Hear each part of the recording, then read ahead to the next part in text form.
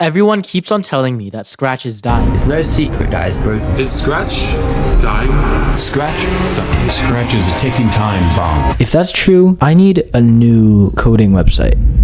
Introducing Gandhi IDE. It's apparently the better version of Scratch. So that's why over the next 5 days, I'm going to do everything in my power to go viral in typical Viper fashion and get 100 followers on this Scratch ripoff.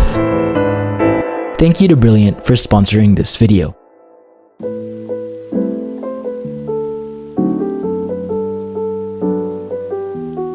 Welcome to day one. Actually, day one is almost over. It's like 8:30 right now. So that's not really a good thing, but we gotta deal with it, I guess.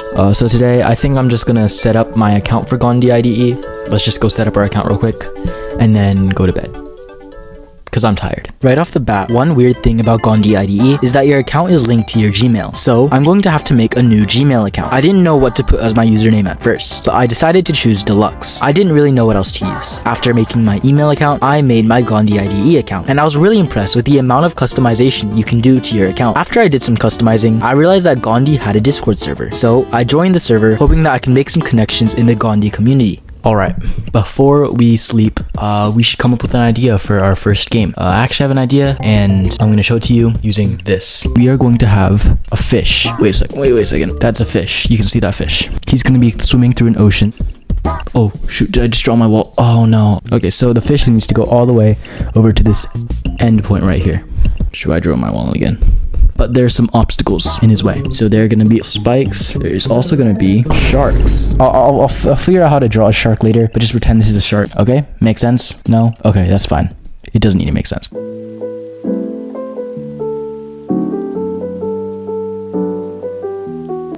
It's time to start working on the fish game. I started by making art for the fish. It looks like a fish, which is good because it is a fish.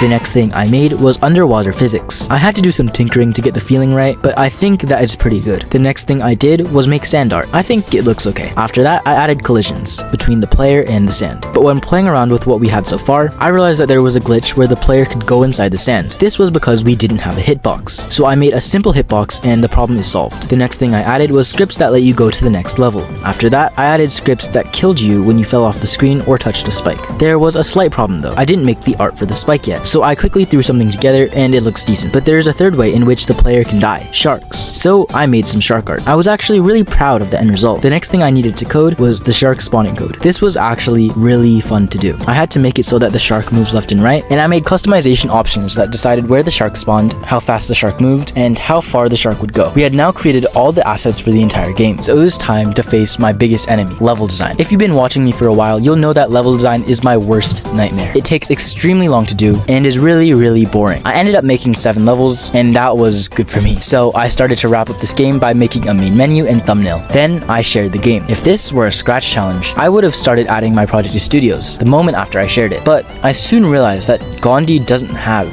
any studios. So I had to find other ways to promote my game. One way I found was proposing my game to be featured. I knew that it probably wouldn't work, but there's always a chance. The next method I used was advertising my game on the Gandhi Discord server, but I immediately got backlash as I was told I wasn't allowed to advertise. However, I did end up starting a conversation with a guy called Devious. I told him that I wanted to go viral on Gandhi, and he told me that it wasn't a good idea. I didn't really care, so I decided to ask him how many people he thought used Gandhi IDE out of curiosity. He said 200.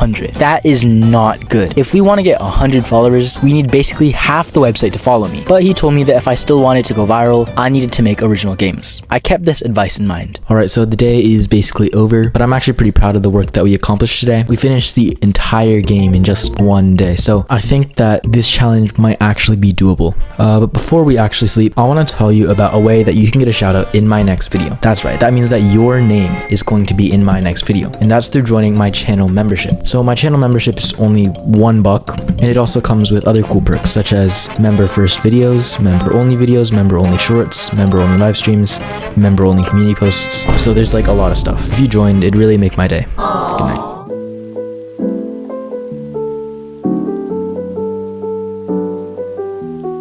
So if you remember yesterday, we finished our fish game. So that means that today we're going to have to make a new idea and a new game. I actually came up with an idea earlier, so I'm just going to share it to you right now. We are going to have a cow, but things are not very good for the cow because there's going to be an evil farmer and he's trying to catch this cow to eat him, obviously. So the cow wants to escape. It's going to be kind of like a boring game if all he has to do is go in a straight line. So that's why we have to add these coins, and you need to get 10 coins before you can escape.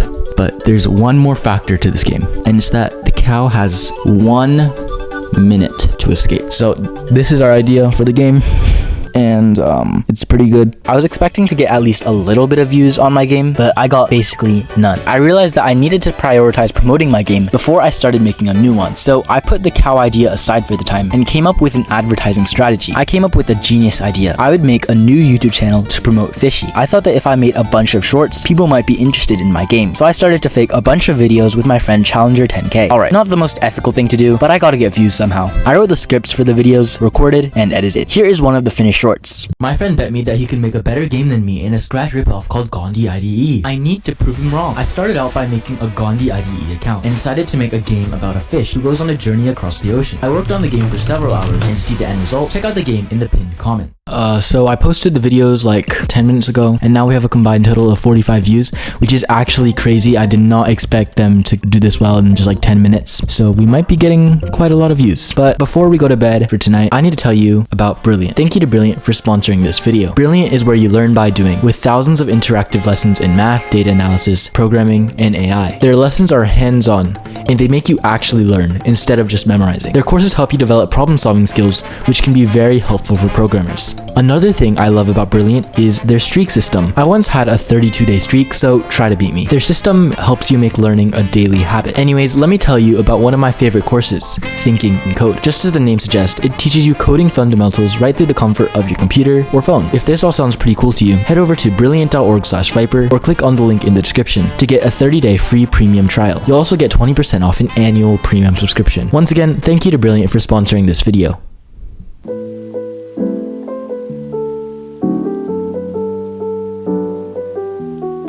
Welcome to day 4. Yesterday, in total, all our videos got over 1,000 views. And it seems good. We have like 5 subscribers on the channel, which isn't really important. But what is important is the amount of followers we have on Gandhi IDE, right? Well, what if I were to tell you that we still have 0 followers on Gandhi IDE, and it's day 4. So we have 2 days left to get 100 followers. I guess we'll just make the cow game that I was talking about yesterday, and we can just hope that everything will be alright, I guess.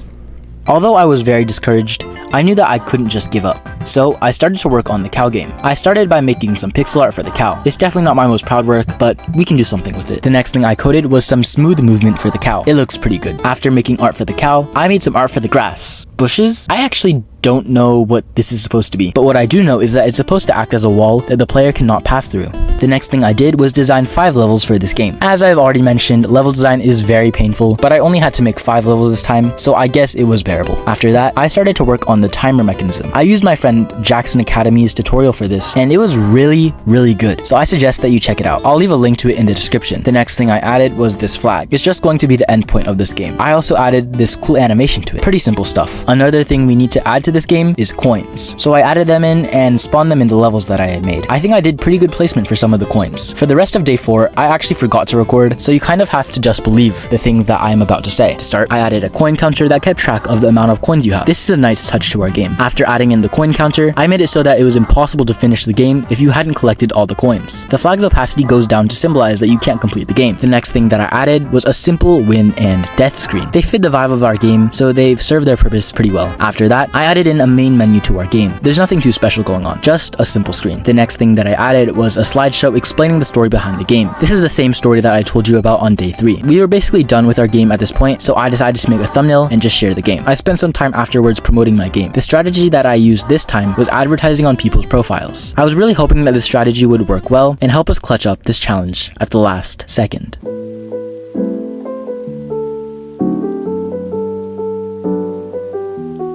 Before I actually show you the result of this challenge, let me show you the 2 games that we made over the course of these 5 days. Enjoy the gameplay.